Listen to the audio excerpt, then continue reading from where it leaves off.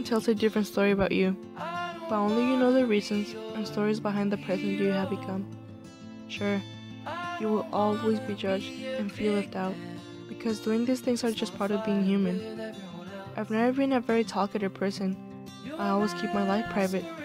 Being shy has always been my biggest regret, and due to this, I've never been able to open up to people because I don't have the courage to speak up and let other people help me. It's not that I don't like to talk. The simple idea of being wrong and judged by other people whose lives are probably worse than mine are always the ones who pick on people the most. So many good and bad things have happened in my life that for the first time ever I will have the courage to tell my story. My life was full of fun moments. I can say that I was lucky to have a fun, unforgettable childhood. My mom and dad have always been overprotective with me, since I'm the youngest from 2 older daughters they had. My dad and I were inseparable. I was like the little boy he never had. He would take me with him anywhere he would go. The thing I enjoyed the most was when he would take me to watch him play soccer on the weekends. He would bring me presents every single time he would get home from work. We would go out and eat every time he would get his paycheck. I remember my sisters getting jealous because he never did those things with them when they were my age. My mom was always loving me too much, working hard to make sure I had everything I needed, but every perfect story comes to an end.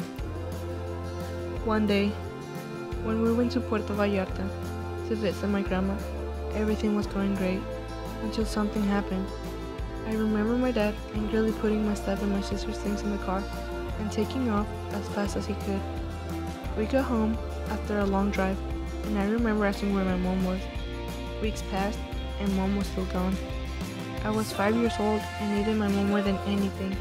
I was too young to understand what was going on between them. I remember being so angry and sad because my mom let my dad take my sisters and I away from her. Moving forward, mom had finally came home, but only to find out what a mess my dad was. He was always gone with his friends, losing money that we needed, leaving us unprotected. My dad and sister would constantly argue, until she got tired of him and decided to move out of the house at the age of 17 to go live with a cousin. My older sister had already left too, leaving my mom and I alone, since dad wasn't there for us anymore. More than 10 years passed, and finally my family was reunited after we decided to move to the USA to start a new life. The first few years were hard. I was 10 years old, and having to get used to a new language and a new lifestyle was hard, but not impossible. Few years passed, and arguments between my mom and dad seemed like they had become a habit. I remember hearing them scream at each other, because my room was right next to theirs.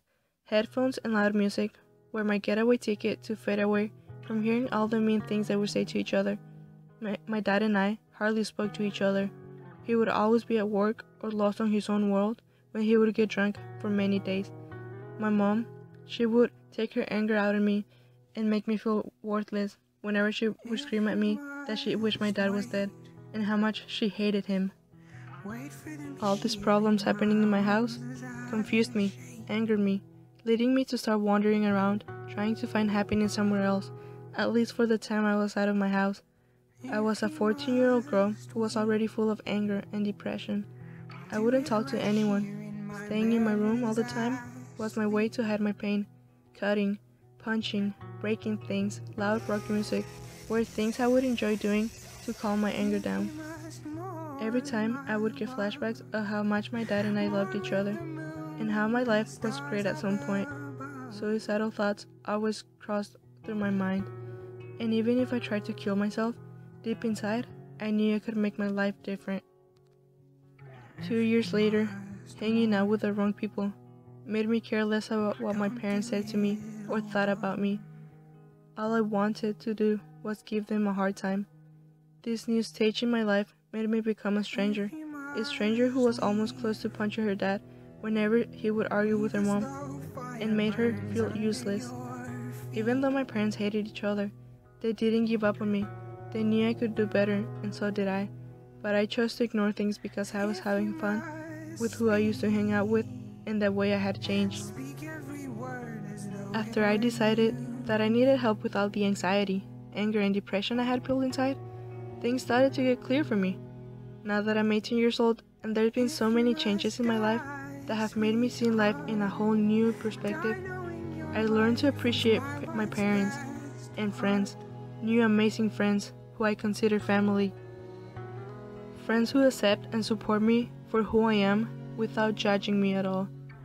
Even though my parents caused me so much emotional pain and still have arguments here and then, I won't leave them on their own, because now that they're getting older, they need me more than anything.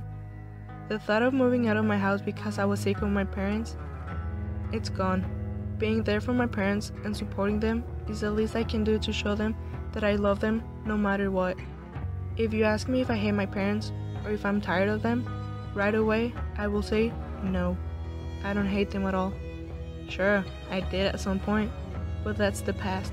Actually, I thank them because they made me a strong person who will always have a big smile across her face, willing to help anyone out and making sure other people smile too. Even if I'm a little broken from the inside, you won't see me cry.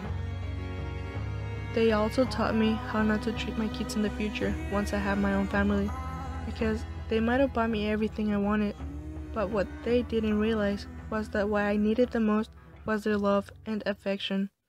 I can say that I was brave and strong enough to survive all the problems for my own good. The way I see my life now is as an arrow that has been shot. I'm not going to look back on my past and hate people who damaged me. All I have to do now is focus what's ahead of me, because all of us should be brave and strong enough to overcome our fears and problems. This, I believe.